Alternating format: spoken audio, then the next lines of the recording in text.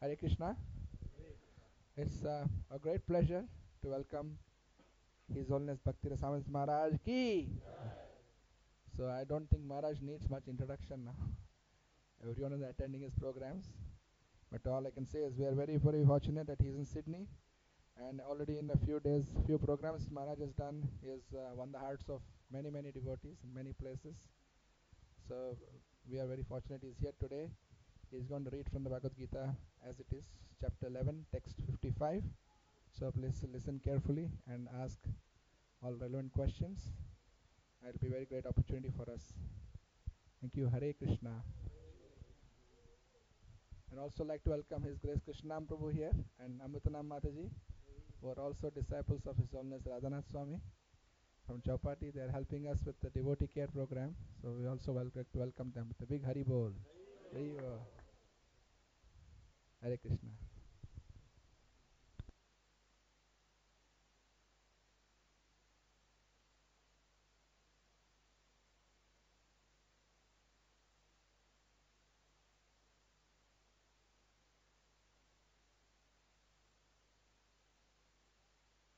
Is over there.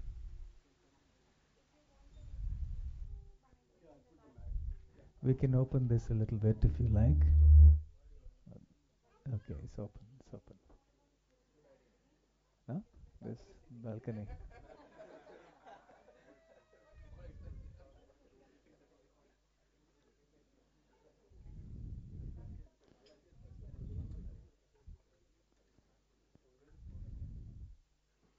Maybe some devotees can come forward a little bit.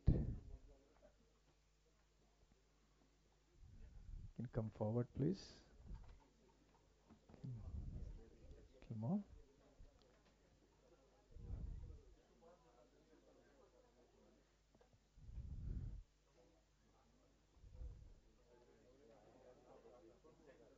Is it cold outside? Not cold.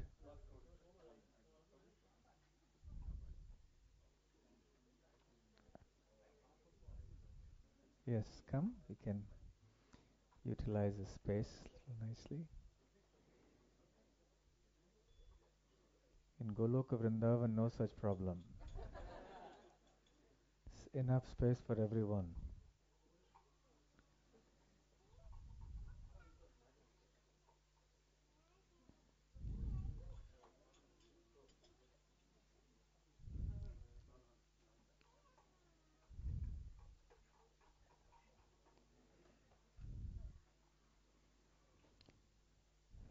Jaya Radha Madhava Kunj Bihari Gopi Jana Vallabha Girivaradhari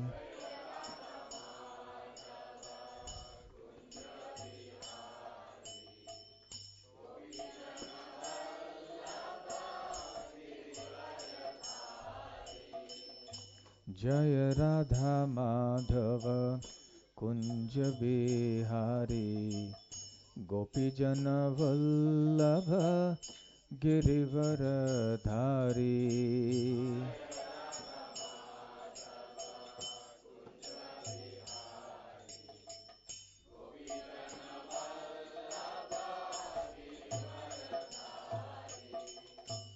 Yashodanandana Braja Janaranjana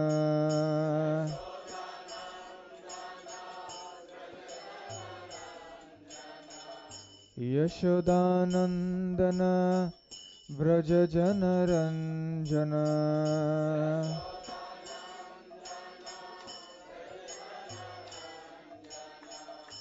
Yamuna Tiravanachari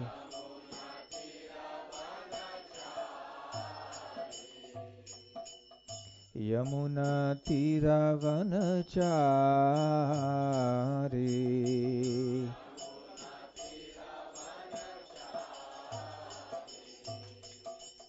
Jaya Radha Madhava Kunja Bihari Gopi Jana Vallabha Girivaradhari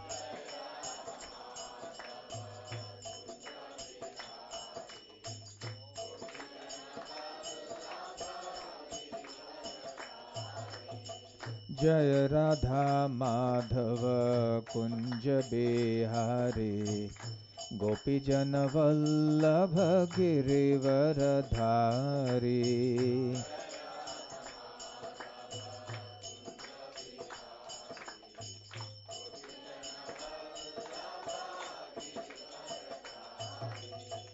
Hare Krishna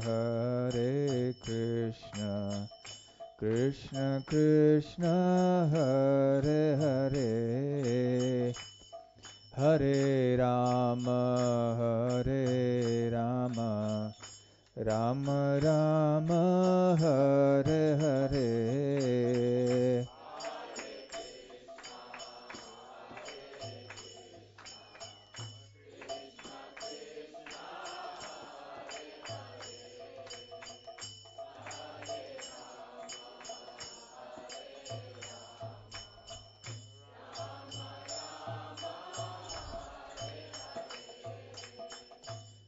Hare Krishna Krishna Krishna Hare Hare Hare Rama Rama Rama Hare Hare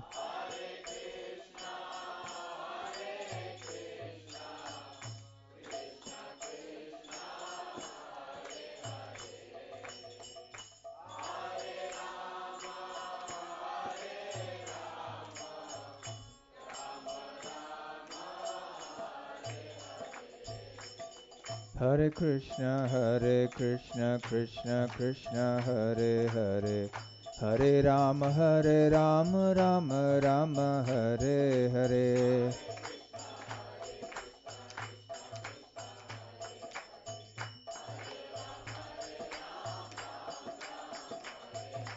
Hare Krishna Krishna Krishna Hare Hare Hare Rama Rama Rama Hare Hare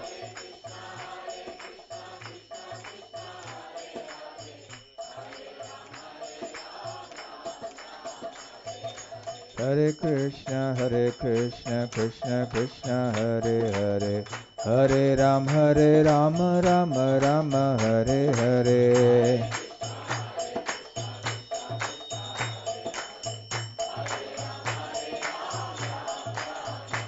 Jaya Jagannath Baladeva Jaya Subhadra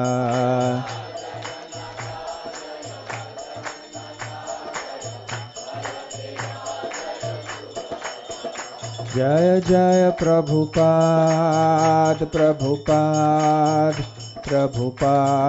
Jaya Prabhupada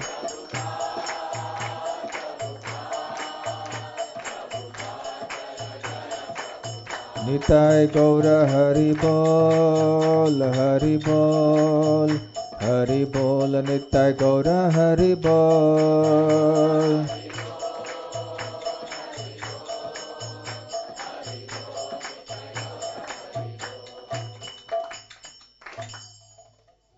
Jayam Vishnupad Paramhansa Parivrajakacharya Ashtotar Sat His Divine Grace Abhay Charanaravindra Bhakti Vedanta Swami Srila Prabhupada Ki Jai Ananta Koti Vaishnava Vrinda Ki Jai Shri Shri Jagannath Baladev Subhadra Mai Ki Jai Shri Shri Gaur Nitai Ki Jai Shri Shri Radha Gopinath Ki Jai Nitai Gaur Premanande All glories to the assembled devotees All glories to the assembled devotees All glories to the assembled devotees all glories to Sri Guru and Gauranga.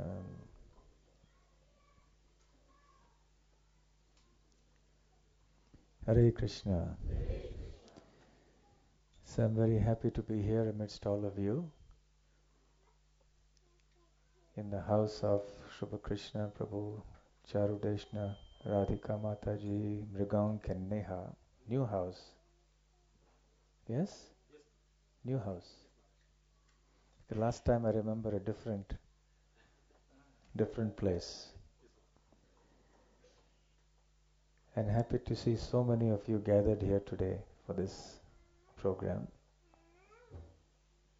And also happy to see Krishnanam Prabhu and Amritnam Mataji coming all the way from Bombay here. So I was asked to speak on the last verse of the 11th chapter, text 55 in the Bhagavad Gita.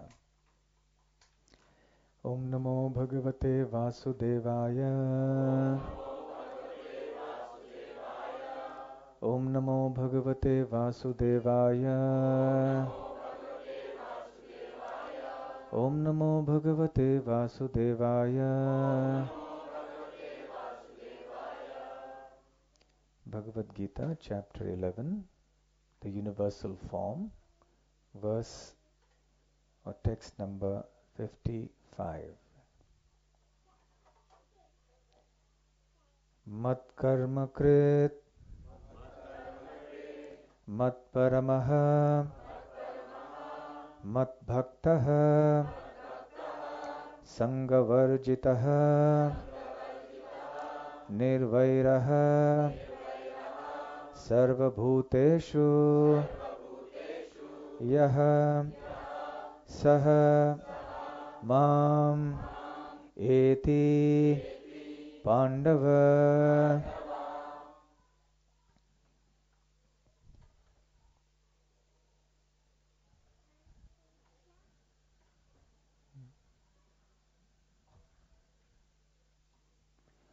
Mat karma krinmat paramo, mad bhaktah sangavarjitah, nirvairah sarva bhuteshu, yah samameti pandava. Mat karma krinmat paramo, mad bhaktah sangavarjitah, nirvairah sarva bhuteshu, yah samameti pandava. Mat karma krinmat paramo, mad bhaktah sangavarjitah, nirvairah sarva bhuteshu, yah samameti pandava.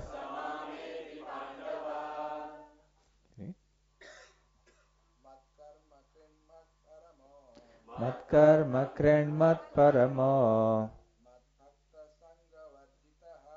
mad bhaktah sangavarjitah, nirvairah sarva bhuteshu, yah samameti pandava. Anyone? Karma krinmat paramo, saktah sangavarjitah, nirvairah sarva bhuteshu, yah samameti pandava. Matajis, anyone? Ladies? Mat karma krinmat paramo,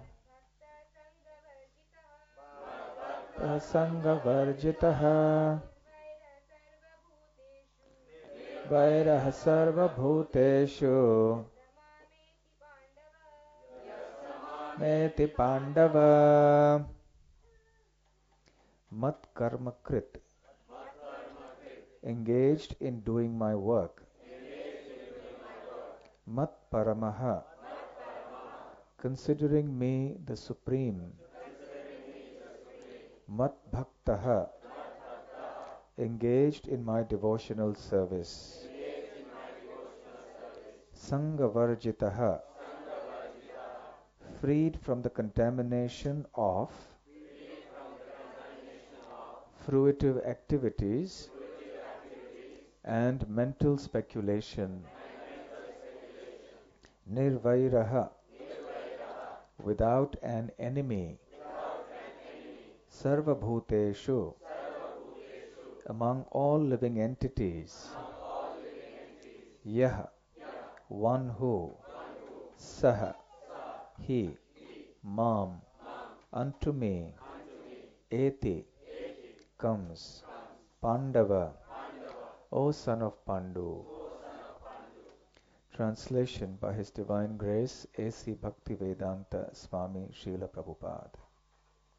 My dear Arjuna, he who engages in my pure devotional service, free from the contamination of fruitive activities and mental speculation, he who works for me, who makes me the supreme goal of his life, and who is friendly to every living being, he certainly comes to me.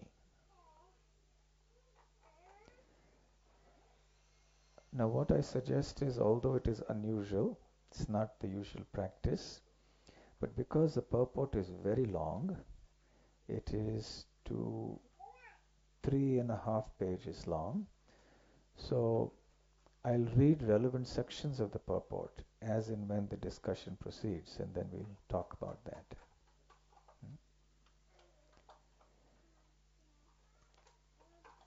Now I'll give a background to this chapter first of all. In the 10th chapter of the Bhagavad Gita, Lord Krishna has explained his own divine opulences, and there is a wonderful description of how Krishna, through his divine opulences, pervades the entire creation. And he concludes the 10th chapter by saying, there's so much more to know. Athava bahunayitena kim gyatena tavarjuna vishtabhyahamidam kritsnam. There's so much more. This is just a small fraction that I'm telling you. There's much, much more to be known. Now, in the beginning of the 11th chapter now, Arjuna wants to see that all-pervading form of Krishna. Now that he's heard how Krishna through his opulences pervades the entire creation, in the 11th chapter he wants to actually see that form. And because this form pervades the entire creation, the universe, it is called the universal form, or the Vishvaroop, or the Virat Roop. Vishva means the universe, and Virat means massive, huge. Now a few words about the Virat Rupa. The Virat Rupa is essentially an imaginary form. It is a form which is conceived by those people, Srila Prabhupada has explained, who cannot and do not want to visualize the two-armed original form of Krishna, or even the four-armed form for that matter. So people who are not personalists, people who are not eager to understand the Lord as a supreme person with a transcendental body, who cannot somehow accommodate this conception in their minds that ultimately the Supreme Lord is a transcendental person with a transcendental body that is Satchidananda, eternal, full of knowledge and full of bliss. For those who cannot accommodate this spiritual conception of Godhead, and who can relate only to the universe and the material world, for them Krishna has presented this conception, which is essentially a material conception. But even then, as Krishna has explained in this chapter earlier on, not everybody can see it. There are different types of Virat Rupas and universal forms spoken about in different places. In the Srimad Bhagavatam also there is a description of the universal form, wherein the different planetary systems in the universe are compared to different parts of Krishna's or the imaginary form of the Lord's body. So you imagine a huge form that is as big as the universe, in which the sun and the moon are the eyes, the mountains are the bones, and the trees are the hairs on the skin, and so on and so forth. So we conceptualize or visualize such a form. It happens many times, you know. Sometimes people look up in the clouds and see the face of someone they love very much. Yes, yes, I saw you in the clouds. Or they may see the moon and see somebody's face in the moon. So people see these things sometimes. By the way, it's amazing. This morning, one Mataji came to meet me, Kripa Siddhi Mata. So she showed me a picture of her son's wedding in the Bhaktivedanta manner. And the son and the fire sacrifice was there, and Kripamoya Prabhu was standing there. And the flame, even without her telling me, it looked exactly like Krishna with the threefold bending form playing the flute. Now, someone could say it's imagination, and indeed it is imagination, but whatever it is, it's a wonderful imagination. The flame at that second when the picture was taken exactly resembled Krishna in threefold with the flute. How many of you have seen that picture? Quite a few of you. So, in any case, here in this world also we imagine so many things. Of course, this is a slightly different situation, but in the world we imagine in the clouds and so on and so forth. So like that, for the whole universe, people imagine that there is a massive body that has legs and hands and a chest and a head and eyes and so on. So that's the universal form, in short. So the universal form is also a form of the Lord. It's an imaginary form. So if it's imaginary, why is it considered a form of the Lord? Because it is constituted of an energy of the Lord, the material energy of the Lord. Srila Prabhupada has explained, following Krishna's teachings in the Gita, that there are 5 types of worshippers of the Absolute Truth. Now many of you have done Bhakti Shastri. How many have done Bhakti Shastri? Oh, not many. Okay. Doing, okay. So, there are 5 types of worshippers that are mentioned in the Bhagavad Gita. 5 types of worshippers of the Absolute Truth. Who are those 5 categories? Or which are those categories? Any idea? Yes, one who worships the Lord with pure devotion, who worships Krishna as a Supreme Personality of Godhead, and who worships Krishna with pure devotion, like all of you. So that's the first category. They are called the Mahatmas. The second category are those who worship the Supreme Lord as a person, but with a material motive or some non-devotional motive. And specifically the Chaturvidha Bhajante Mam Jana Sukritino Arjuna. Artho Jigyasu Artharthi Jnanicha Bharatarshava. So the 4 kinds of Sukritinas come in this category. And the first category is Mahatmanastamam Partha Daivim Prakritim Ashritaha Bhajanti Ananya Manaso Gyatva Bhutadim Avyayam. Those who take shelter of Krishna's divine energy and worship him with unalloyed devotion, they are the Mahatmas. So the Mahatmas in the first category of worshippers, the Sukritinas who are Sakama Bhaktas. Sakam means they are fruitive. They have some material objective in worshipping the Lord. They are in the second category. In the third category are those who are worshippers of the demigods. Prithaktvena Bahudha Vishvato Mukham. Prithaktvena refers to the demigods because they are separated energies of the Lord. So that is not the proper way of worshipping the Lord, to worship the demigods. But the demigods are also part and parcel of Krishna.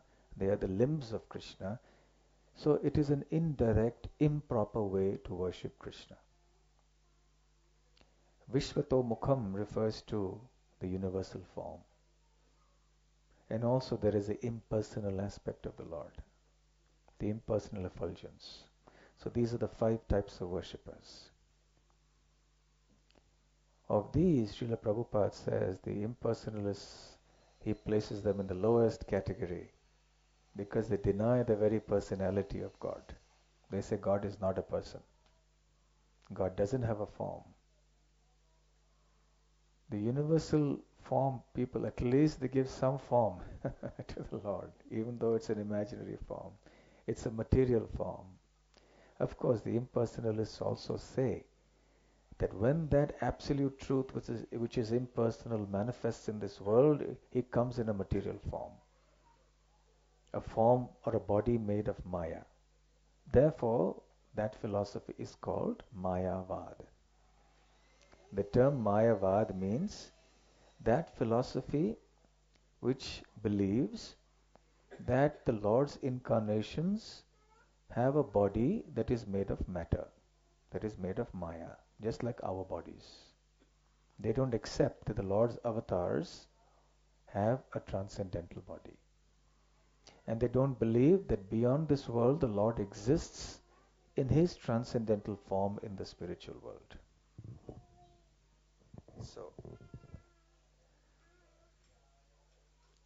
So these are the 5 types of worshippers, and among the 5 there are the worshippers of the universal form also. So that is why Krishna has spent a whole chapter talking about this. And when Krishna explains this in response to Arjuna's question, and when Sanjay describes what Arjuna is seeing, we can understand Arjuna's predicament. It is mind-boggling. Arjuna is completely awestruck. In Australia, everybody, even the children say, awesome. It's an awesome thing. This is very awesome.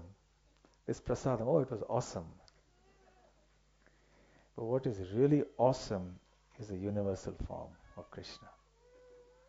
Truly awesome. Arjuna was spellbound. He was terrified.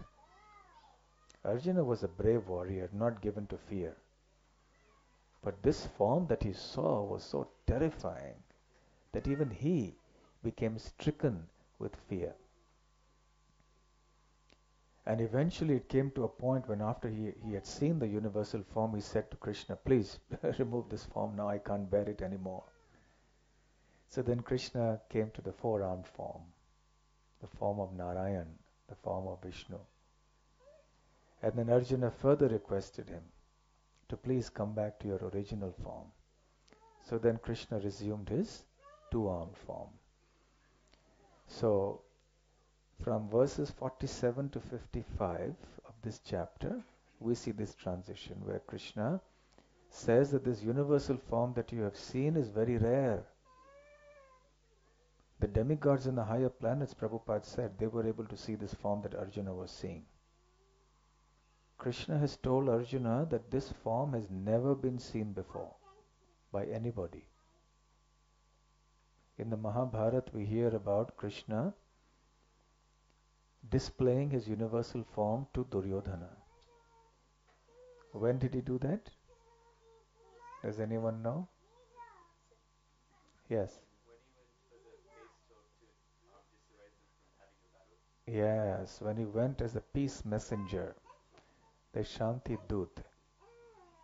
When he went there to try to sort out the quarrels and to have peace talks. And at that time, Duryodhana, he was very cunning, as you know. So he tried to entice Krishna by offering him some very nice hospitality on the way. He had huge tents and nice sumptuous food, prasadam offered to him. But Krishna knew his mind, that Duryodhana was a cunning fellow. So he refused to to accept his entertainment and his hospitality. And rather he went to the house of Vidura. And as you know the story. Vidura was not there, his wife was at home, and she was flustered all of a sudden to see Krishna arrived at her doorstep. And she welcomed him in, and in her flustered state, she started feeding Krishna banana peels, which Krishna happily ate. And she kept discarding the bananas into the waste bin. Till Vidura came in and saw what was going on between these two transcendental personalities. And he was horrified. So Krishna eventually came to the court where the negotiations were going on. And meanwhile, Duryodhana had already been primed and briefed by Dhritarashtra, by Sanjay, and by many others, including his own mother, Gandhari, that look, you should make peace.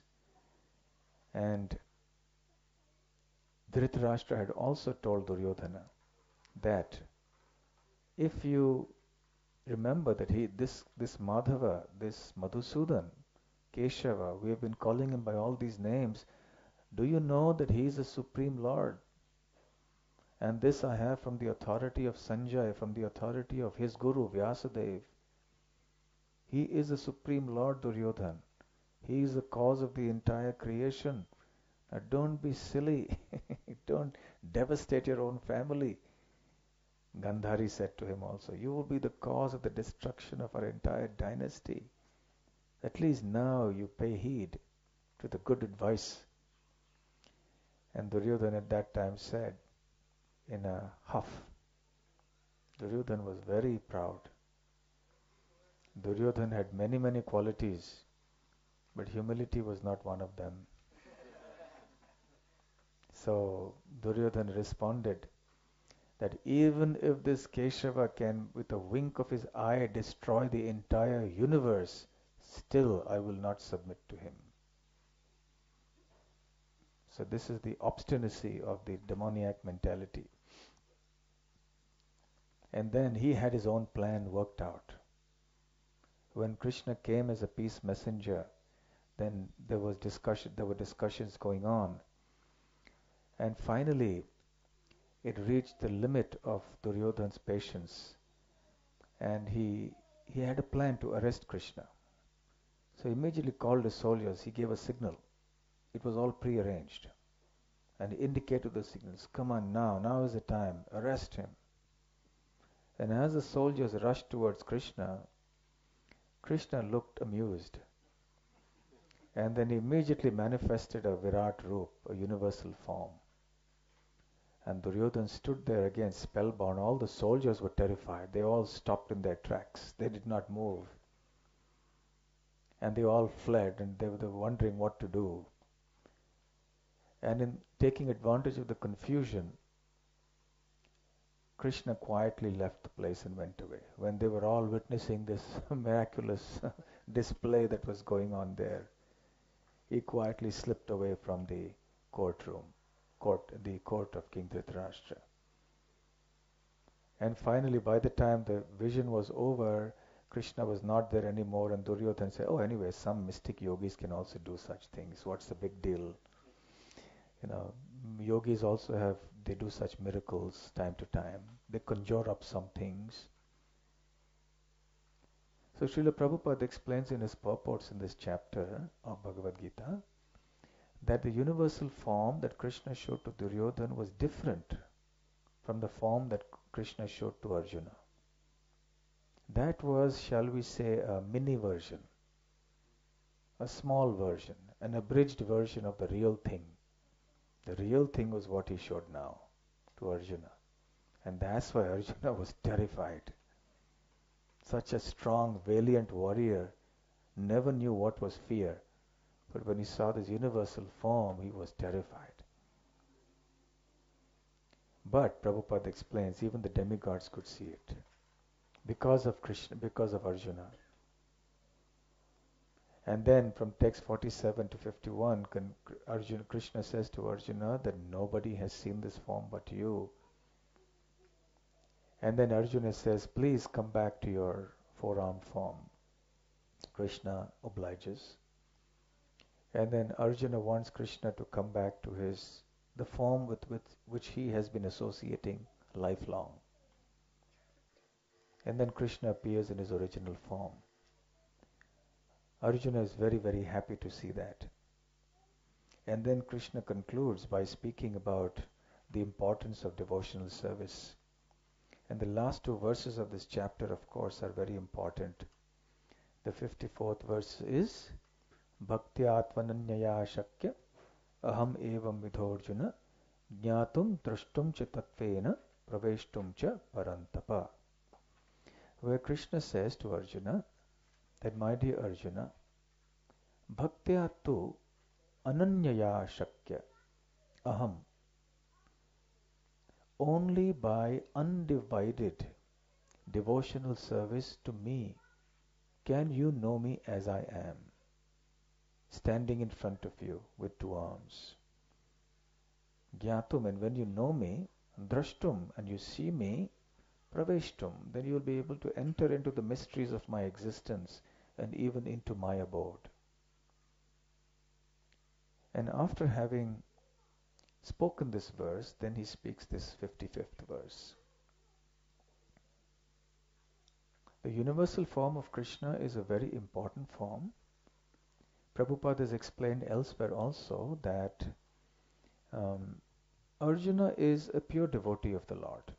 So pure devotee has nothing to do with the universal form. The pure devotee only wants to love and serve and see the original two-armed form of Krishna. Those in the mood of Vaikuntha, in the mood of worshipping Narayan, may worship him with the four-armed form, but nonetheless, it's that transcendental Satchidananda form. So why would Arjuna want to see this material form, which is imaginary?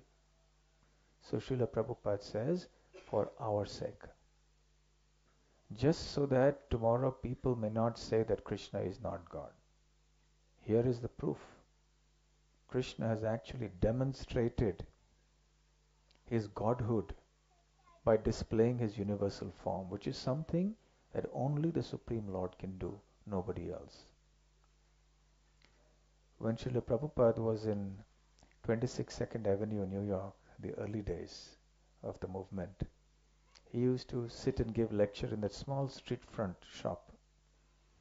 And many people would come in, all the hippies would come in. And sometimes people would come in an intoxicated state because they were not really very strong devotees. All kinds of people would come and go. So one time there was a young man who was in an intoxicated state, having taken some sort of intoxicant. And Prabhupada was speaking about the universal form of Krishna. He was speaking on this chapter. And then this man, he said, well, you're saying that is a proof for being God, but I'm also God. I can also show you my universal form. So Prabhupada said, yes, please show. So he stood up on his toes. He stood up and went on his toes, raised his hands and said, here is my universal form. Then everybody had a good laugh at him. And this man was gently escorted out, perhaps.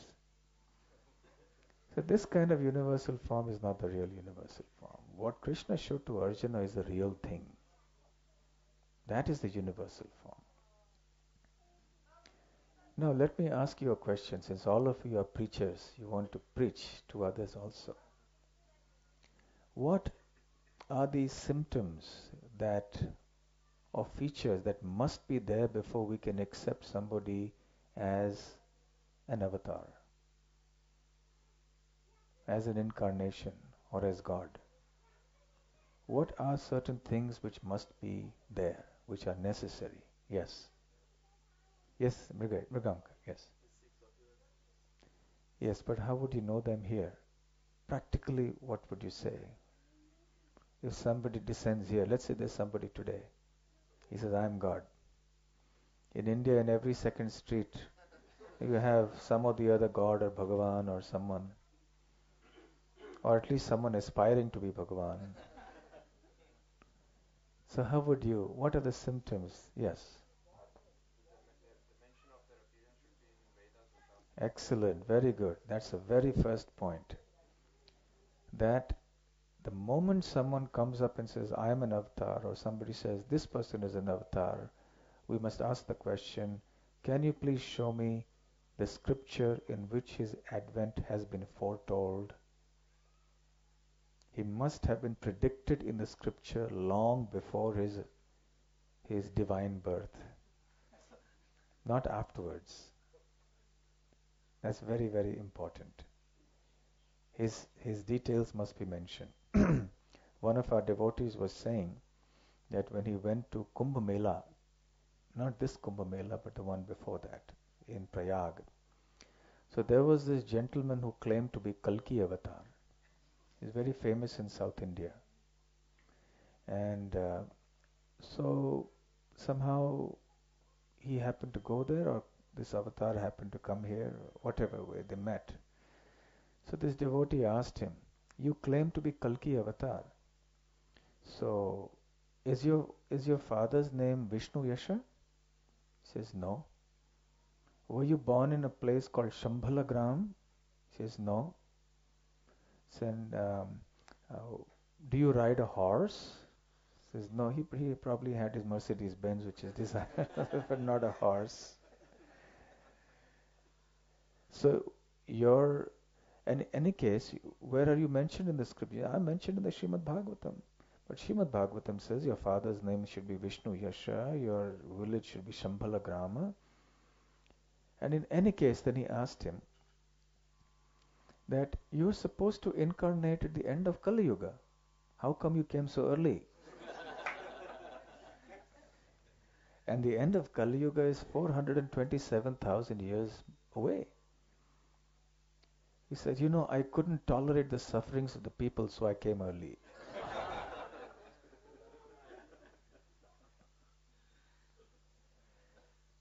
Yeah, seriously, this happened. This is a dialogue that happened. He actually said like this. So unless he specifically, so if you just say described in scripture, you say, yeah, I was described in scripture. That's me. It was mentioned in the scripture. But then all the details must be also correct. If he's born in Sydney, or if he's born in Kuala Lumpur or in Delhi, and then he says that I am the Lord. No. Shambhalagram. Were you born in Shambhalagram? No. So he must have been predicted in the scriptures, and his description must conform to that which is found in the scriptures, in the Vedic scriptures. This is the first and most important point. If that doesn't exist, then you reject him right away. Second point. Yes. What about them? Yes, that is there. That's part of the prediction in the scriptures. But what else should be? Hmm? But he may say, these are all my associates here. Here is my wife, she's Lakshmi. And this is, people say that. I know of people in different parts of India who say that. they they say this, yes. Has to be confirmed by the sadhus, very correct. Of course, there are different kinds of sadhus who themselves claim they are Bhagavan. So what else? Yes. Excellent, correct. They should have the actual markings on the body. The description of the body should also be as per the scripture. There are marks on the soles of the feet and the palms of the hand. Radharani has certain markings, Krishna has markings, Chaitanya Mahaprabhu has, Nityananda Prabhu has. So there are certain markings. So we should please show the sole of your palm of your hand. Let us see if there is an elephant goad, if there is a thunderbolt, if there is a lotus here, unless he draws with a marker pen or something, he shows you. But it must be there in the palm and the soles. His body must be structured in a certain way. That's the second point. Yes. Where is Shambhalagram? Okay, that's another question. That is not clear. There are historians and scholars have different opinions about it. So anyway, so third, what is the third criterion by which we can judge? by which we need to confirm. He should perform some extraordinary activities which are not possible for a human being to perform, even for a mystic yogi to perform. Someone may say, well, somebody produces ash from his hands like this, or he produces some gold from somewhere. But that a yogi can do. So, if he's an avatar, he should do things that are impossible even for ordinary yogis to do, like lifting Govardhan Hill, for example. That's not something a yogi can do. So that's the third thing. And fourth, they must display the universal form. So first thing we have to ask them, after all these have been cleared, now please, sir, display your universal form. And if he's unable to do it, then sorry, we don't accept you as the Lord. Sorry to disappoint you, but we don't accept you as the Lord. And there are many, many innocent people who get carried away like this. So the very important reason why Krishna has, or Arjuna has requested Krishna to show the universal form is for the sake of posterity, for all the generations to come, so that it will be settled once and for all that Krishna is God.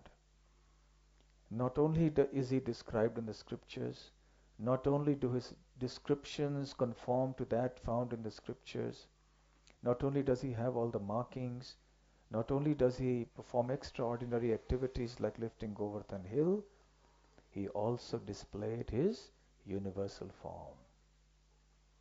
So this is a very, very important point.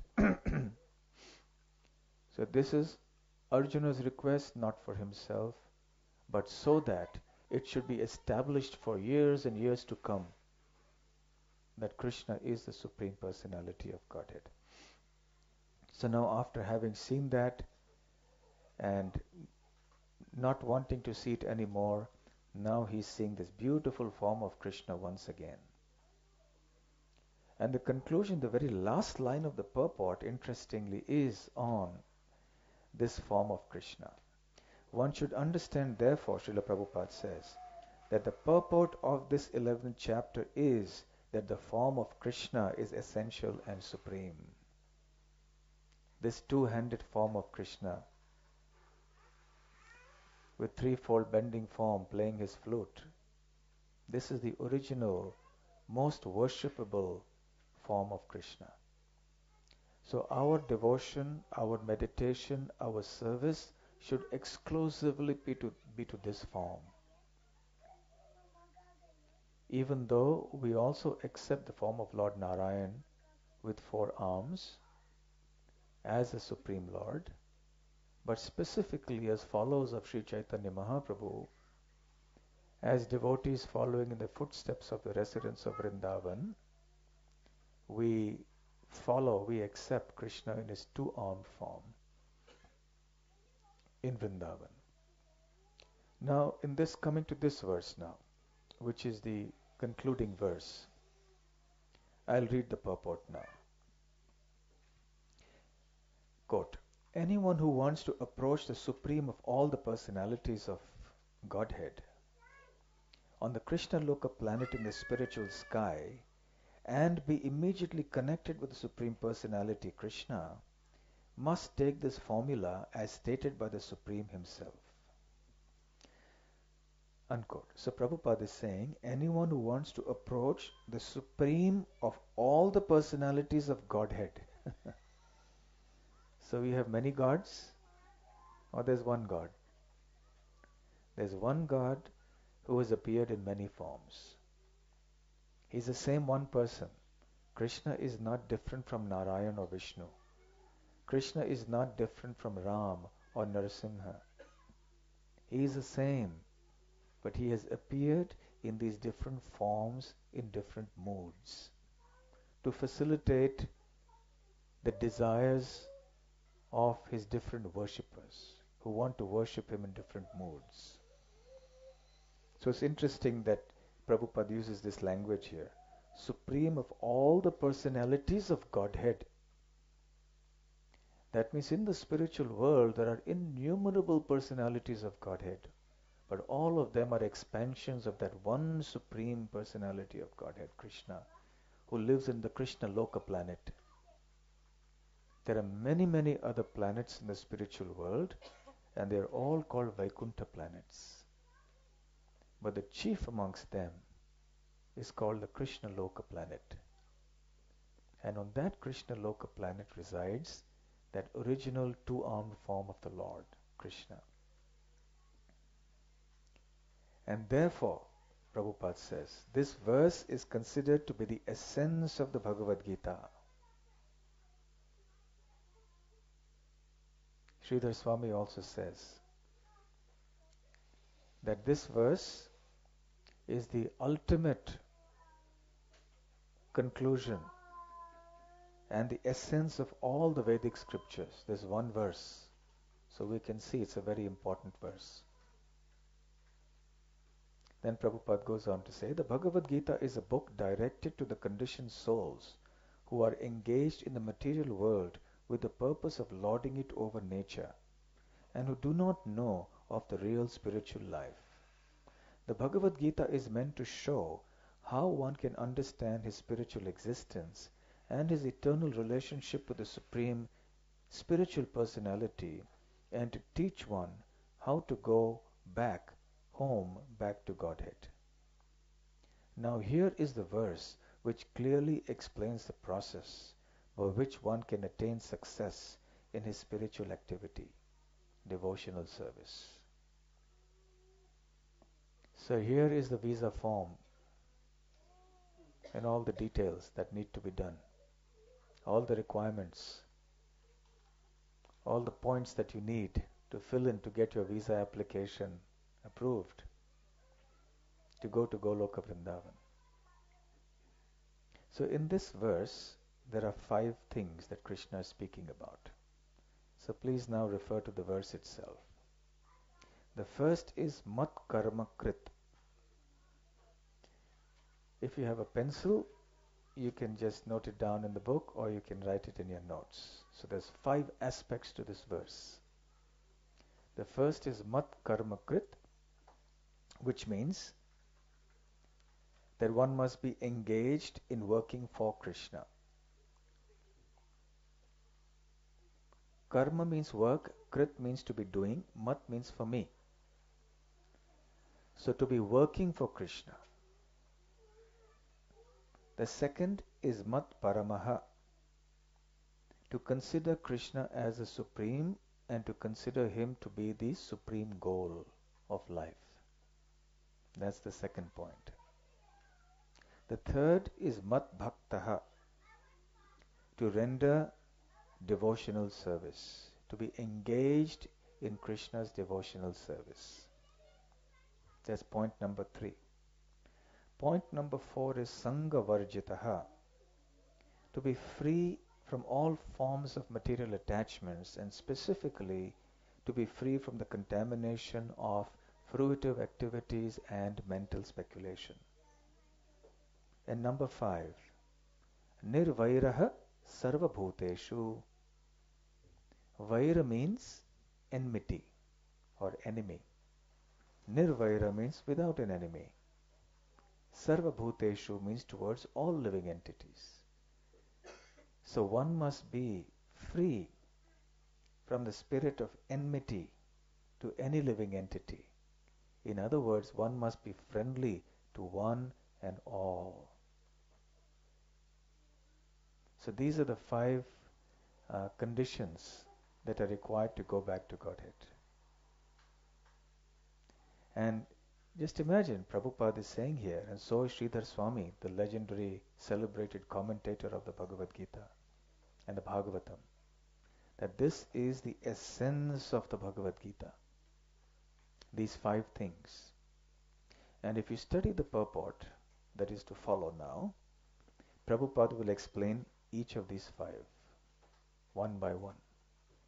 So the first thing that he will explain now is Mat Karma Krit.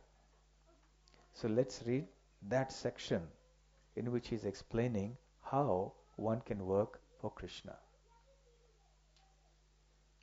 Quote, as far as work is concerned, one should transfer his energy entirely to Krishna conscious activities. As stated in the Bhakti Rasamrita Sindhu 1.2.255, Anasaktasya Vishayan Yatharham Upayunjatah Nirbandhah Krishna Sambandhe Yuktam Vairagyam Uchyate.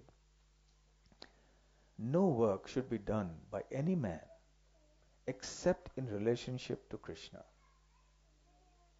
This is called Krishna Karma. One may be engaged in various activities, but one should not be attached to the result of his work. The result should be done only for him. Him meaning Krishna. For example, one may be engaged in business, but to transform that activity into Krishna consciousness, one has to do business for Krishna. If Krishna is the proprietor of the business, then Krishna should enjoy the profit of the business. Yes. How shocking. You mean even Krishna owns my money? He can own my family, my house, my car, but my money. So then Prabhupada says, if a businessman is in possession of thousands and thousands of dollars, and if he has to offer all this to Krishna, he can do it. This is work for Krishna. Instead of constructing a big building for his sense gratification, he can construct a nice temple for Krishna, and he can install the deity of Krishna and arrange for the deity's service, as is outlined in the authorized books of devotional service. This is all Krishna karma. Now you have a beautiful opportunity coming up to do a lot of nice Krishna karma. You're about to get some very nice land, a few acres, in one of the suburbs of Sydney. And you can all come together to make a wonderful temple there with wonderful project, so that hundreds and thousands of devotees and others can come. So that will happen if everybody does this nice Krishna karma, assisting in different ways. Then Prabhupada says, one should not be attached to the result of his work, but the result should be offered to Krishna, and one should accept as prasadam the remnants of offerings to Krishna. So yes, that's right. So whatever we have at home should be offered to Krishna, and we accept this as Krishna's prasadam. This home is Krishna's prasadam. The food is Krishna's prasadam. The money is Krishna's prasadam. It's all been offered to him for his service. The car is Krishna's prasadam. So this is how we see Krishna karma. Yesterday I was speaking with some devotees, and I was mentioning how it is so nice if devotees, both living at home and also serving in the temple, would give a report or an account of their weekly or monthly or sometimes daily activities to Krishna, to the deities. Every grihastha has a small temple at home. You may have deities or you may have photos and pictures. Doesn't matter, it's the same thing. And in the temple we have wonderful deities as well. So at home, in order to acknowledge Krishna's proprietorship, the householder should go in front of the deity periodically and give the family's financial accounts. You should come and speak to the deity and say, my dear Lord, my salary this time was this much. Unfortunately, they cut so much for that. Okay, but this was here, and they take taxes. So anyway, this much is left, and I tried to spend this much for this purpose and this much for that. And I didn't want to spend there, but she wanted, so what did I do? I did something. I spent a little something for this, but I have this much left for you now. Of course, that also is for you, but this now is your property. So this is your money. Everything is your money. I am the custodian of your money. So And this is how I have spent it. And I have to give you a report. And as far as the house is concerned, which is your house, we had satsang the other day here.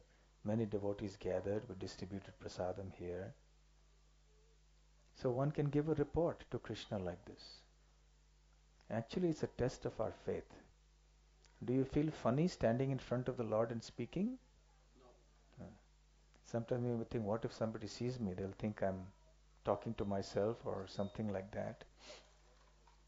So why not? Yes, we should do it. Come in front of the deity and give the report, financial report, devotional report, and pray to the deity for mercy.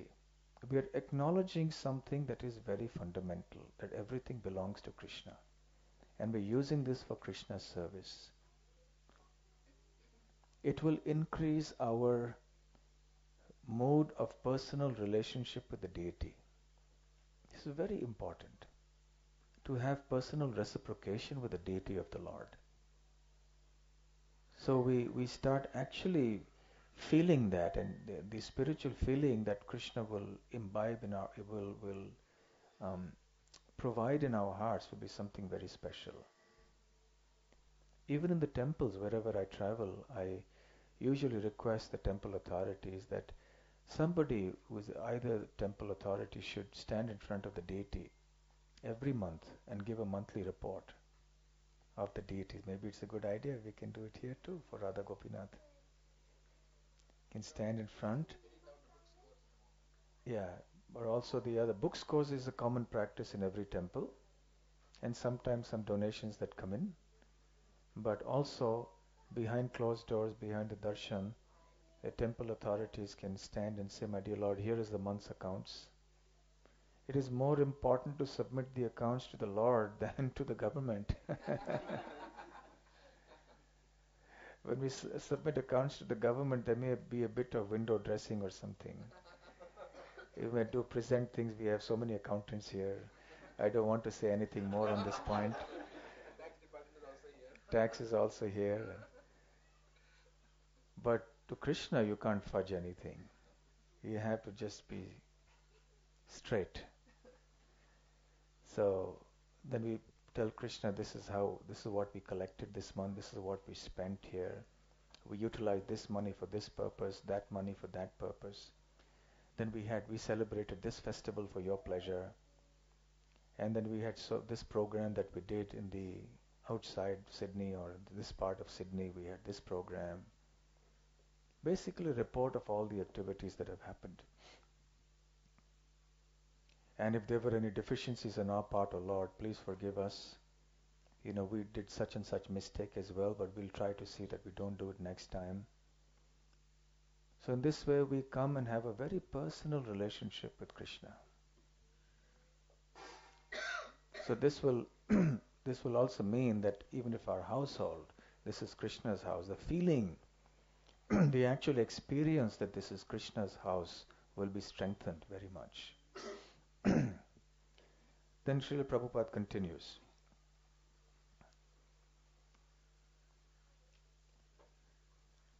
If one constructs a very big building for Krishna and installs the deity of Krishna, one is not prohibited from living there, but it is understood that the proprietor of the building is Krishna. That is called Krishna consciousness. If, however, one is not able to construct a temple for Krishna, one can engage himself in cleansing the temple of Krishna. That is also Krishna karma. In other words, we have to engage, unquote. In other words, we have to try to engage our senses in Krishna's service. Cleaning the temple, cooking, cutting vegetables, doing some managerial service, some accounting, some whatever, deity worship. Varieties of service can be done. Back to the purport. One can cultivate a garden. Anyone who has land in India, at least, any poor man, has a certain amount of land, can utilize that for Krishna by growing flowers to offer him.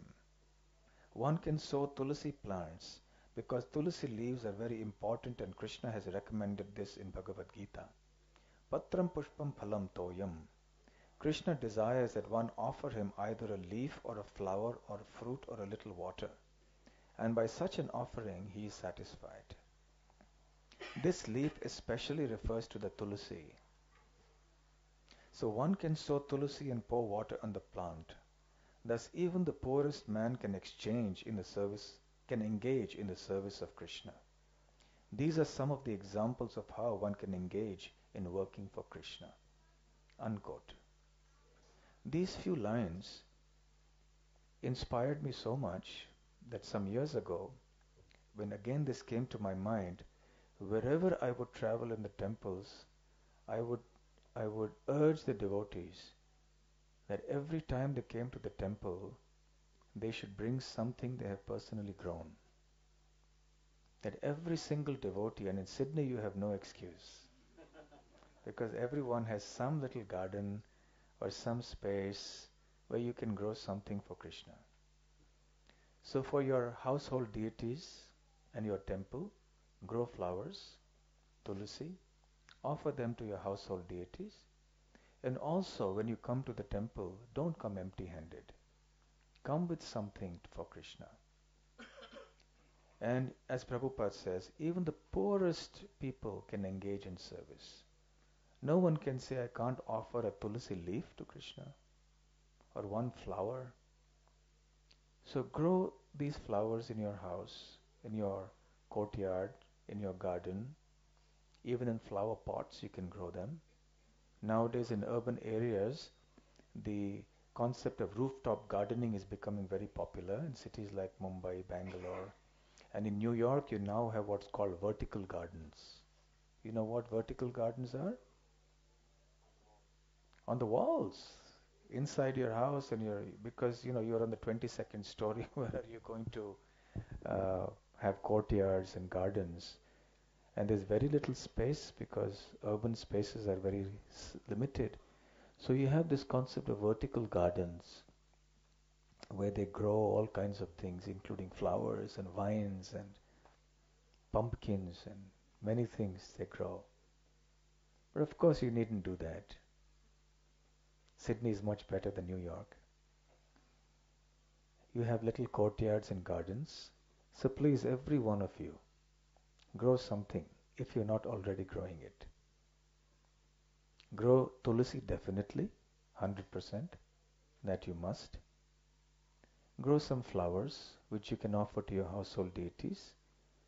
Have enough so you can bring them to the temple when you come. Offer them to Radha Gopinath. Grow some vegetables if you can. Grow some spices if you can. Grow some fruit if you can. Whatever is possible for you. Grow something for Krishna with your own hands. And your family members can join you. And don't use any chemicals, by the way. No chemical pesticides and fertilizers. And don't kill any insects like snails and others who come in. You may have some ways that you guard your garden so that these entities don't enter there, but avoid killing as far as possible. So Prabhupada is saying this here. This had been at one time I was meditating on this so much.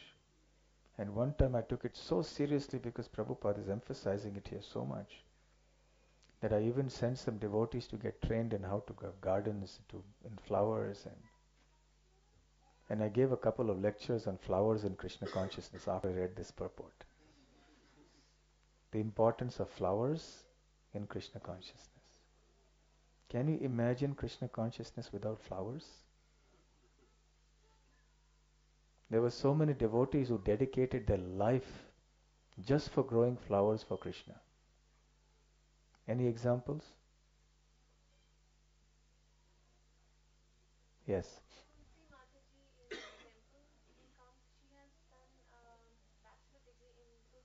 Okay. That's nice. Oh, you're talking of contemporary devotees here. That's very nice. Very good. That's very nice. Periyal. Many of the alvars in South India, their only service to Krishna was to grow flowers and make garlands and present it. to Krishna. And there was another disciple of Ramanujacharya, because all the disciples wanted to be with their guru, and Ramanujacharya said, look, somebody has to go to Tirumala, Tirupati, to serve Balaji. You need some flowers to offer him there. So who would like to offer? So he had his gathering of disciples and he asked them, who would like to go there and grow flowers for Lord Balaji? And everybody was thinking, no, we want to be with our guru. We want to be with him all the time in the ashram. We will lose his sangha. But there was one devotee who understood, this is my guru's desire.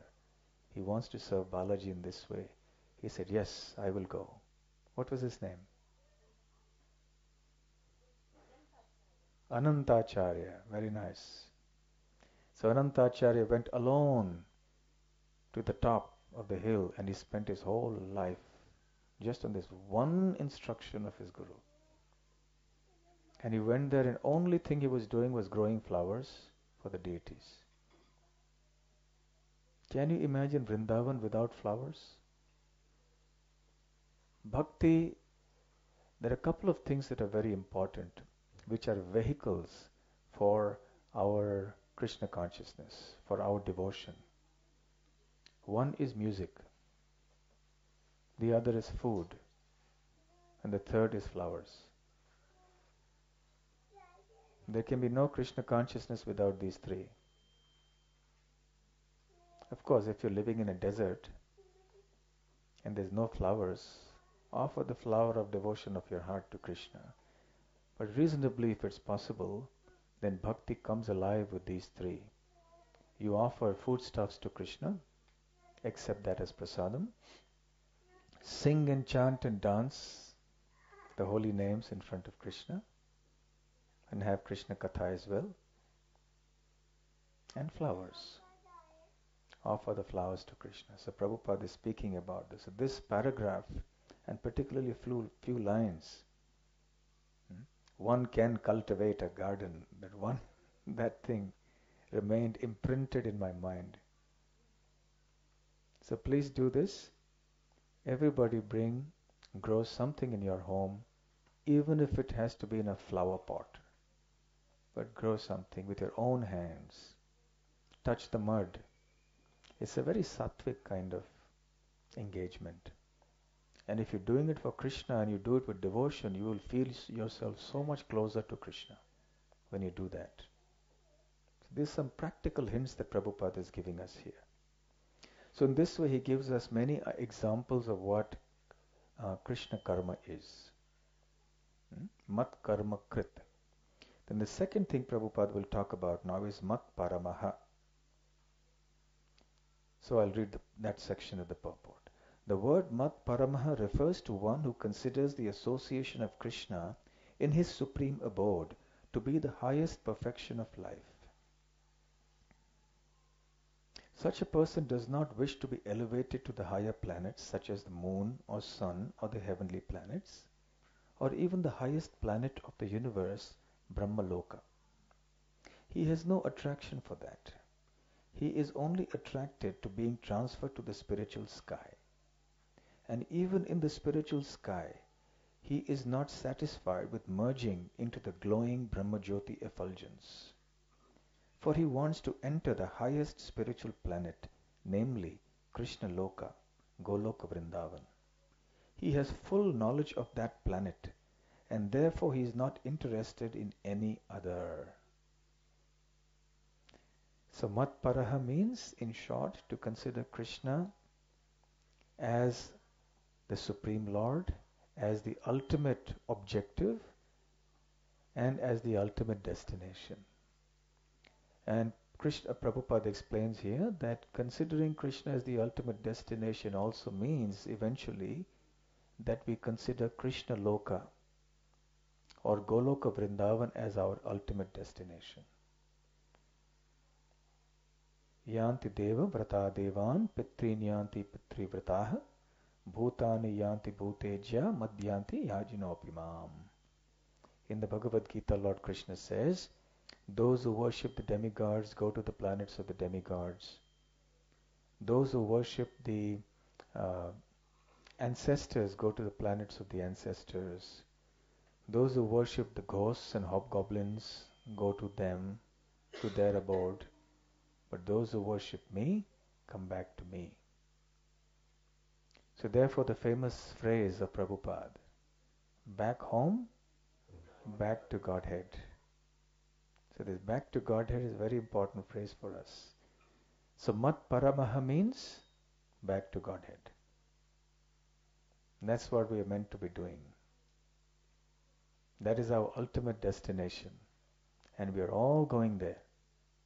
It's only a matter of time. And we should try to make it in this life. Try to make our this life the very last life. No more birth.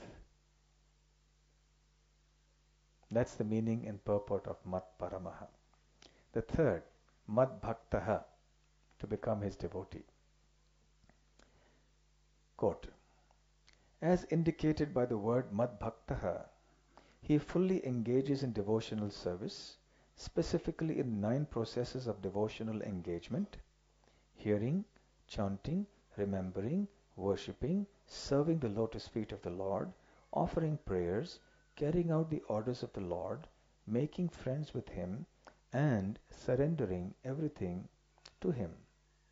One can engage in all 9 devotional processes, or 8, or 7, or at least in one, and that will surely make one perfect. Which is the verse from the Bhagavatam? Shravanam Kirtanam Vishnu Smaranam Padasevanam Archanam Vandanam Dasyam Sakhyam Atmanivedanam Iti Punsarpita Vishnu Bhaktis Chinnava Kriyeta Bhagavatyadha Manye Yadhitamuttamam, Prahlad says. This is called Navavidha Bhakti, the 9-fold process of bhakti. These are the 9 limbs of bhakti. And as Srila Prabhupada explains here, one can do all 9, or 8, or 7, or even 1. But if you do it perfectly, then you can attain perfection. Of course, Srila Prabhupada has given us a combined, balanced, wholesome program. Because we can't just do one. We cannot. It's not practical for us in this age. For example, can you just chant and chant and chant and chant and do nothing but chant? No. You need some engagement, some practical services. Can you just worship and worship and worship and worship? No. So therefore Srila Prabhupada was very practical. He gave us such a practical program of devotional activities that cover all these 9 limbs of devotional service. And Rupa Goswami explains in the Bhakti Rasamrita Sindhu that great devotees in the past have attained perfection by performing one of these even. And he gives examples. Shravanam, who perfected his life simply by hearing about Krishna? Parikshit Maharaj. Kirtanam, who perfected his life simply by speaking? Shukadev Goswami. Smaranam, remembering? Prahlad Maharaj. So we have Shravanam, Kirtanam, Smaranam, Vishnu Smaranam, Padasevanam, Lakshmi Devi, Archanam. Huh? Prithu Maharaj, correct. Prithu Maharaj, number 5. Vandanam, Akrura. Then Dasyam, Hanuman. Sakhyam, Arjuna. Atmanivedanam, Bali Maharaj. And all 9, Ambarish Maharaj. So this is how, even by doing one of these things in perfection, we can make our life perfect. The 4th one, which is Sangha Varjitaha. So that's what Prabhupada is going to talk in this section of the purport. The term Sangha Varjitaha is very significant. One should dissociate himself from persons who are against Krishna. Not only are the atheistic persons against Krishna, but so also are those who are attached to fruitive activities and mental speculation. Therefore, the pure form of devotional service is described in Bhakti Rasamrita Sindhu 1.1.11 as follows. Anyabhilashita shunyam. This verse, you please let us chant together. Very important verse. Anyabhilashita shunyam jnana karmadhyanavritam anukulyena krishnano Shrilanam Bhaktiruttama.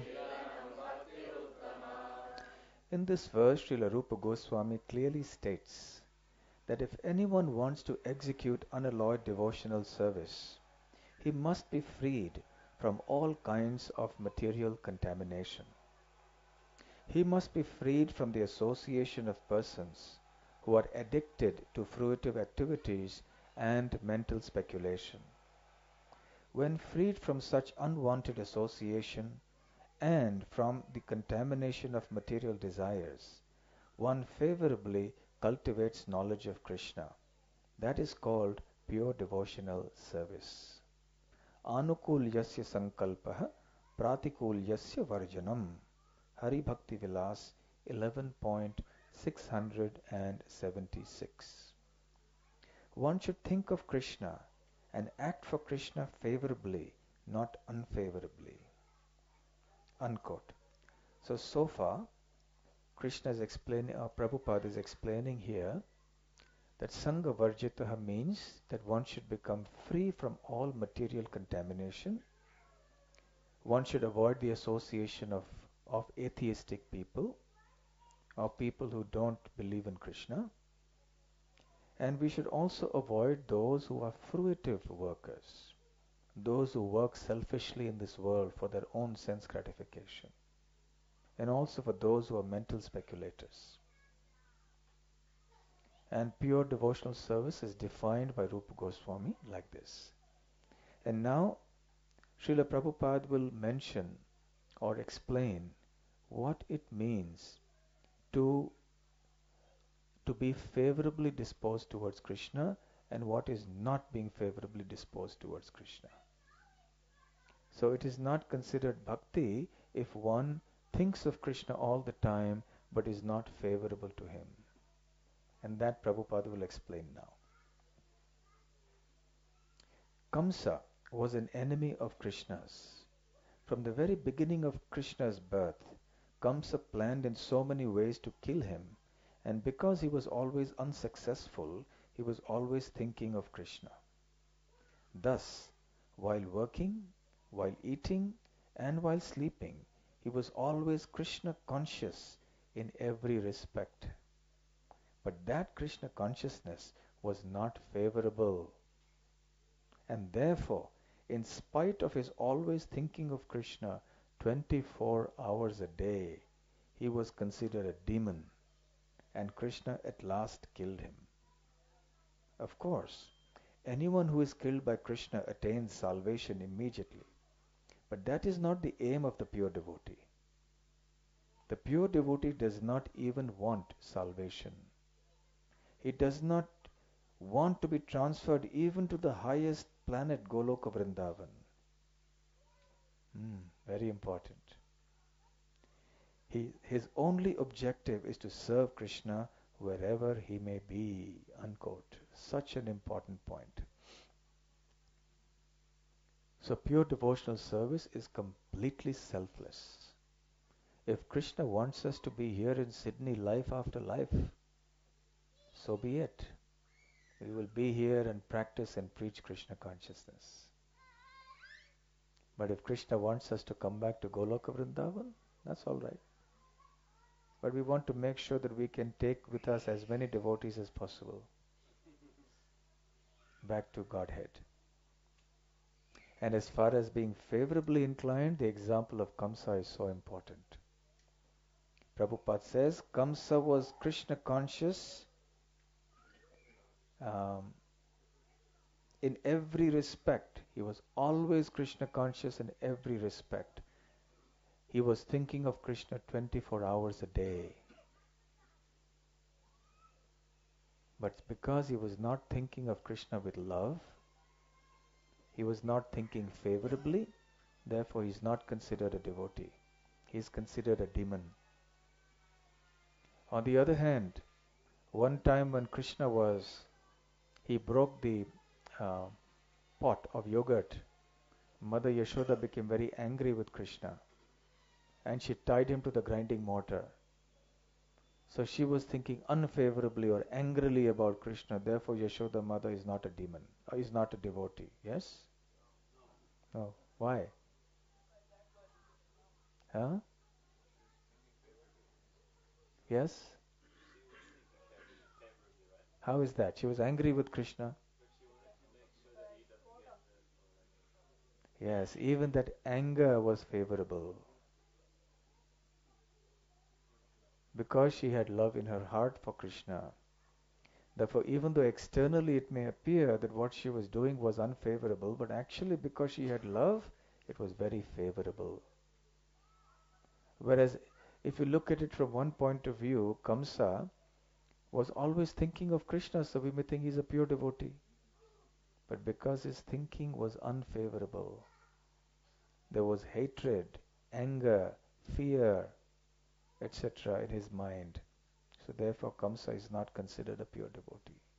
Not even a devotee, he was considered a demon.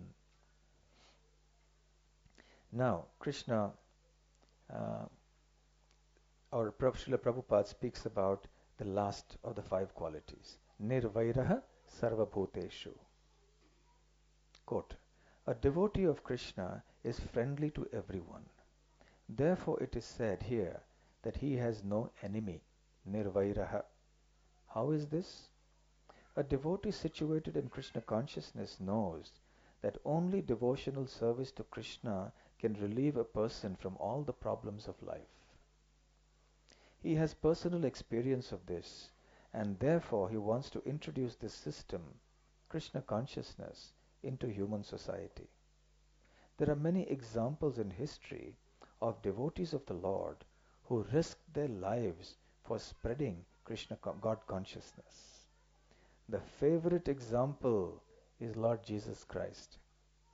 He was crucified by the non-devotees, but he sacrificed his life for spreading God consciousness. Of course, it would be superficial to understand that he was killed. Similarly, in India also there are many examples such as Thakur Haridas and Prahlad Maharaj. Why such risk? Because they wanted to spread Krishna consciousness and it is difficult. A Krishna conscious person knows that if a man is suffering, it is due to forgetfulness of his eternal relationship with Krishna. Therefore, the highest benefit one can render to human society is relieving one's neighbor from all material problems. In such a way, a pure devotee is engaged in the service of the Lord. Now we can imagine how merciful Krishna is to those engaged in his service, risking everything for him. Therefore, it is certain that such persons must reach the supreme planet after leaving the body. Unquote. So why is Krishna so inclined to take his devotees back to Goloka Vrindavan? Because they are willing to do anything and everything for him. They're willing to take so many risks for spreading his message, for taking people home back to Godhead. They are willing to take unlimited anxieties. Srila Prabhupada used to say sometimes, the yogis in the Himalayas, they don't have headaches, but I have so many headaches. Because people think a pure devotee, an advanced transcendentalist must be always calm and Om, Shanti, Om. No worries in life. But Prabhupada said, I have so many worries.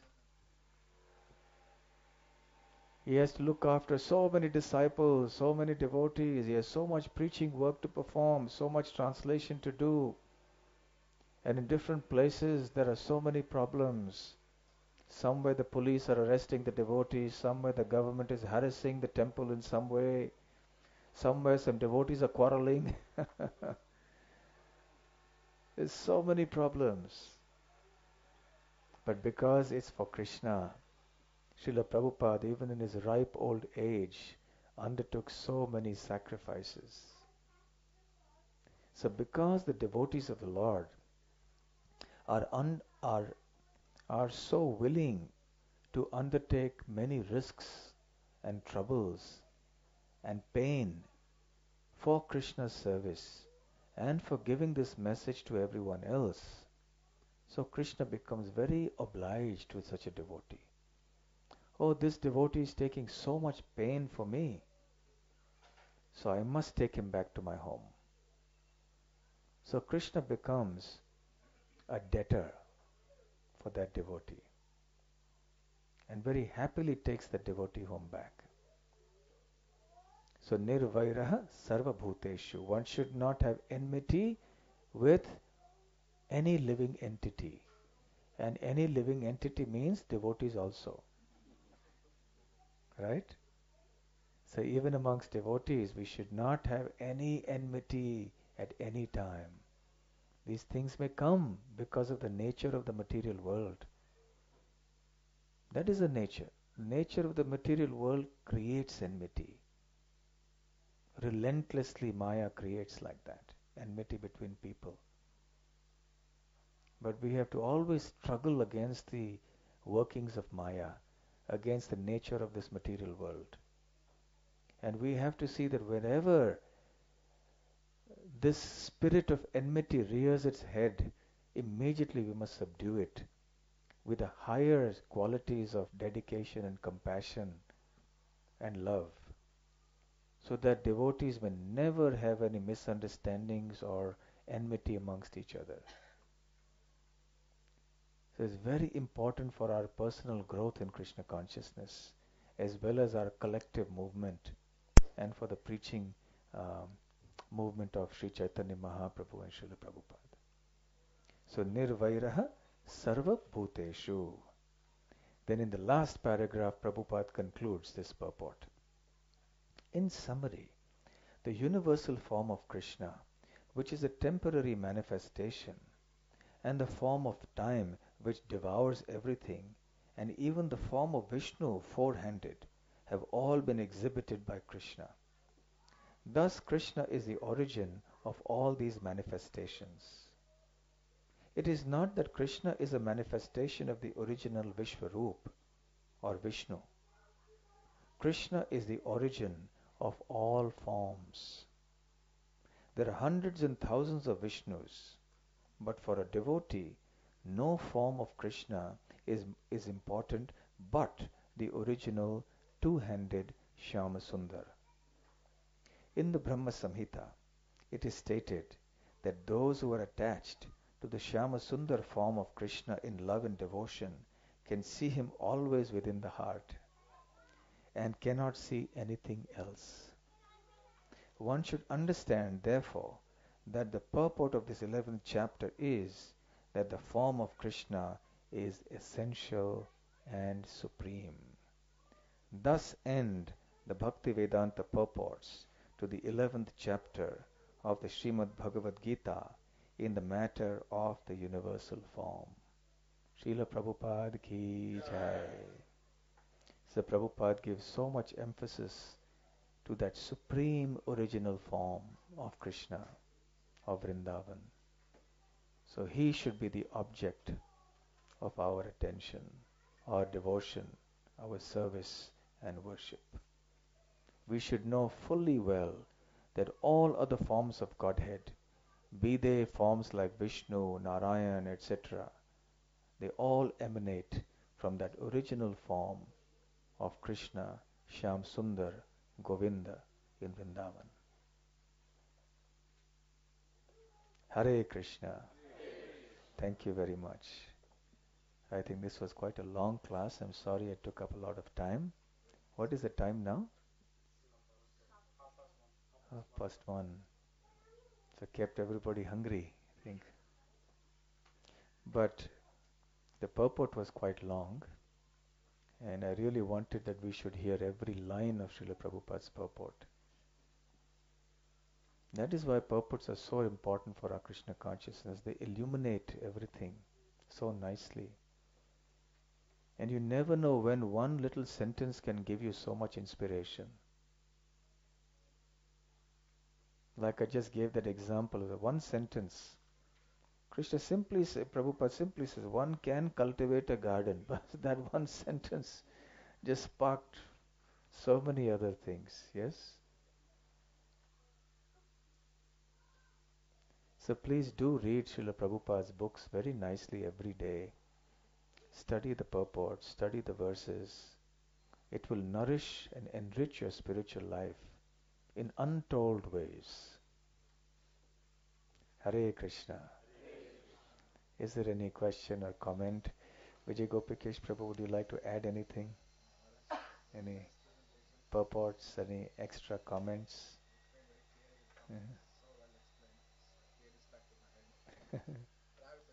Yes, please.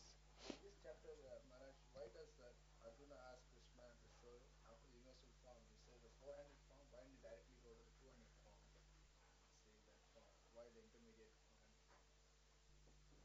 form? Okay, so the question is that after having seen the universal form, why does not Arjuna ask Krishna to directly come to the two-armed form? Why does he want to see the four-armed form before that as an intermediate step? As we understand from the purport in this verse, we can see that Krishna wants to demonstrate that I may have many forms, but my two-armed form is a supreme form. Not only is it the origin of the universal form, but it is also the origin of my four-handed form, Krishna. So to demonstrate that even the four-armed form of Lord Narayan is not ultimately supreme, it is an expansion of the two-armed form of Krishna, Shyamasundar in Vrindavan. So to bring out this point, Krishna also appears in the four-armed form. How many of you have done Govardhan Parikrama, the actual Parikrama? Have any of you been to a place called Paitha? Paitha? No. You heard of Paitha? Paitha is a very nice place. It doesn't come on the usual Parikrama route. It comes on the longer Parikrama route, which is many, many kilometers longer. So a very wonderful pastime happened here, which I'll explain in very brief. When Krishna saw that the gopis were getting a little proud of his association, it happens, no? As devotees, sometimes we also start thinking, I'm such a nice devotee. Then Krishna immediately gets upset. Oh, my devotees started getting proud. Not good. So then Krishna immediately disappeared from the midst of the gopis. The gopis were flustered. Where did Krishna suddenly disappear? And they all went searching for Krishna here and there. So because Krishna had no place left to hide, because the gopis had spread everywhere, so he was caught. So he said, okay, now I have to find a way out. What do I do? So then he manifested his four-armed form as Narayan, Shankha, Chakra, Gada, Padma, standing there with his disc, the lotus, the club, and the wheel, and standing there like that. And the gopis came, and they didn't realize that this is Krishna who has transformed himself into Lord Narayan or Lord Vishnu. Neither did they get so enchanted by this form that they forget about Krishna. No. They came, oh, this is Lord Narayan. Oh, our respects to you, humble obeisances to you, Lord Narayan. But can you tell us where Krishna went?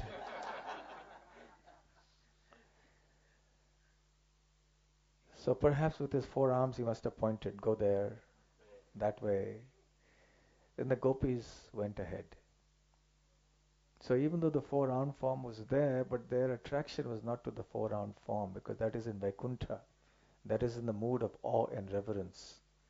But the mood of Vrindavan was something different. It is a very intimate mood. So the gopis went ahead searching for Krishna, and then Krishna said, okay. But then he noticed Srimati Radharani was coming. He said, oh, this is trouble now. So again he held up his four-armed form with the conch shell and everything. And the moment Srimati Radharani came, somehow his two arms just melted away. He didn't know what happened. It was beyond his control. And his conch shell and the disc and everything just flew away. And all of a sudden he found the flute again in his hand and his two arms back. And Radharani said, okay, caught you now, here you are. So even though Krishna wanted to hold his four-armed form in front of Srimati Radharani, he could not hold. Which means that Srimati Radharani is the best of the gopis. So this pastime happened at the place called Paitha. Very beautiful place. There are many other, sorry? Paitha. Not Petha, because Petha is a sweet they sell in Mathura and Agra. It's also very delicious. So, from this pastime we understand that Krishna's two-armed form of Vrindavan is superior even to the four-armed form of Lord Narayan in Vaikuntha. So Krishna wanted to demonstrate that point here. So he moved into the four-armed form as an intermediate, and then he resumed his original form of Krishna. Yes. That connection is another thing. You know how Krishna appears first in the 400 form in the jail? Yes. And then he transforms 200 form. Yes. Sri Vaishnavas say because of that the 400 is the original form and 200 is an expansion. I mean that's sort of the discussion, they debate sometimes. So can we explain that also? Yeah, the question Vijay Gopikesh Prabhu is asking is that when Krishna appeared in the prison of Kamsa, he first appeared outside Mother Devaki's womb as a four-armed child, a four-armed Narayan actually. And then he assumed his two-armed form. So then certain denominations of Vaishnavas explain that this proves that the four-armed form is the origin of the two-armed form. Not necessarily so. For that one has to go to understandings or explanations of the different verses for which there may be different interpretations. So the Sri Vaishnavas may understand verses in one way, the Gaudiya Vaishnavas would understand in another way. But from the teachings of Mahaprabhu and the six Goswamis, we can understand very clearly that it is a two-armed form of Vrindavan that is actually supreme. And even the two-armed form as a child is not the original form. Because if they say that the four-armed form is original, but if Krishna appeared as a small child also, but even that child in that two-armed child form is not the original form. There's a little pastime which I want to mention. In a nice verse, maybe some other time in details we can discuss, which explains how Chaitanya Mahaprabhu loved this verse. So he used to keep on reciting this verse. Shyamam eva param rupam puri madhupuri varam vayah kaishorakam dheyam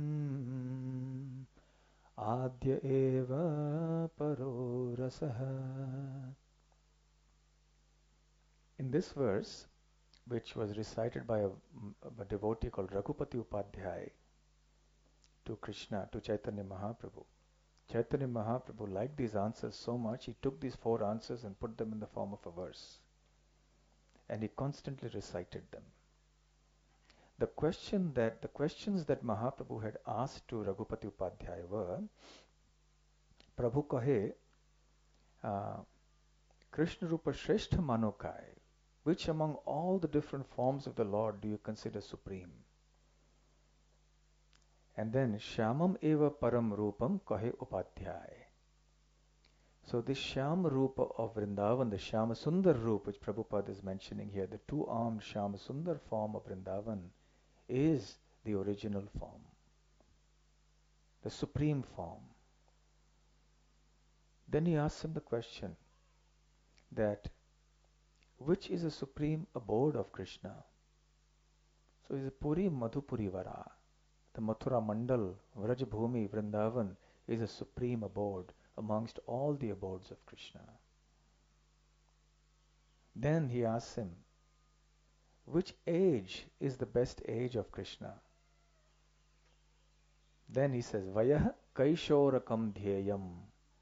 So one should meditate on that age of Krishna in which he is an adolescent, pre-youth, Kaishor, just before youth. In the teenage, one is called a Kishore, a Kaishor, a Kishori. So this age is the ultimate age. Adya, and then he asks him, which of the five mellows is the supreme? Is Adya eva paro rasaha. Adya means the Madhurya rasa, the conjugal mellow. So in these four statements, the original form and activities and residence of Krishna are described. So which is that original form of Krishna who lives in Vrindavan? He is known as Shyama Sundar. His eternal form as a teenaged boy of 15 years of age, which is his eternal form in Goloka Vrindavan, is supreme. And the highest rasa is the Madhurya rasa. So this is the Gaudiya Vaishnava conclusion, Chaitanya Mahaprabhu's teachings. Whereas in Vaikuntha, you have the form of Lord Narayan, you have the four-armed form, and he doesn't appear there like a teenager. He appears a little older. Although he's youthful, Lord Narayan, but doesn't appear like a young boy.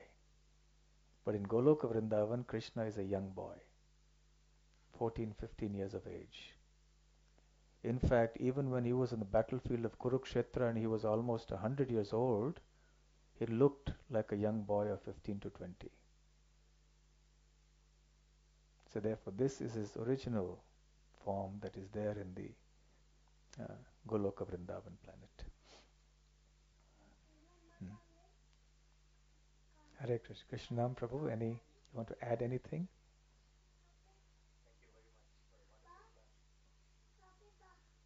Any other questions or comments? Yes. Namamrita has a comment to make. Did I make some mistake in the class? Okay. You'll have to speak over here. You can come here and speak so I can hear you. Okay. Thank you. I'm relieved. I thought she may want to point out some philosophical mistake I made in the class. Yes.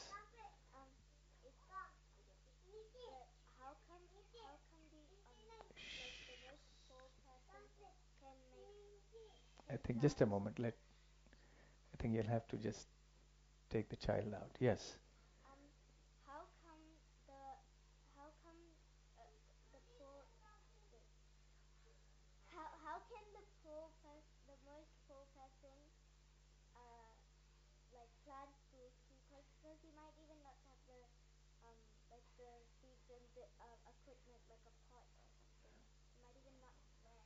Okay, so the question is that how can the poorest person offer such things? He may not have money to buy a pot or to buy some seeds. You don't need much. Nobody is that poor that they don't have some little mud with them and that they don't have some little water with them, right? So they had a little water, a few seeds, and if there's someone that, I'm sure we have many wonderful devotees here who will be willing to give that devotee some nice seeds. So no problem. So if you meet such a poor devotee, then you can bring them here. and they will get some nice seeds to grow plant.